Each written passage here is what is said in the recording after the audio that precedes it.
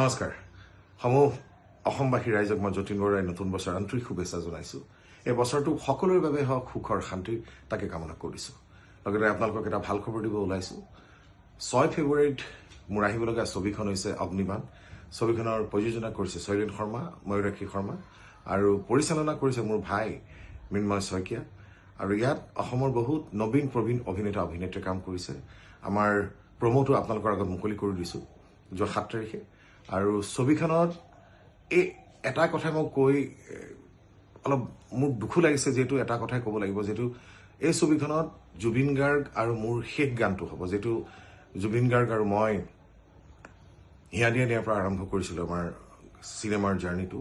আৰু আহি শেষ গানটো, দুটা গান আছিল অগ্নিবাণৰ, যিহেতু এটা গান কমপ্লিট কৰিব পাৰিলে আৰু আহি ইটো গান গোৱাৰ কথা আছিল 21 তাৰিখে। সেই গানটো আমি জুবিনৰ কণ্ঠত নাপালোঁ, এটা গান পালোঁ, ৰোমান্টিক যিটো চং। আৰু মোৰ জীৱনৰ শেষ গান হ'ব জুবিন গাৰ্গৰ লিপছ দিয়া এইটো মোৰ শেষ গান। হিয়া দিয়া দিয়াত আৰম্ভ আৰু অগ্নিবাণত এই গানটোৰে জুবিন গাৰ্গ আৰু মোৰে যিটো কম্বিনেশ্যন, এইটো শেষ কামেই হ'ব। আৰু মই আশা কৰিছোঁ এই ছবিখন যথেষ্ট ভাল পাব। প্ৰযোজক পৰিচালক সকলোৱে মিলি সকলোৱে এখন সুন্দৰ ছবি উপহাৰ দিবৰ কাৰণে চেষ্টা কৰিছে। অগ্নিবাণ চাবলৈ নাপাহৰিব।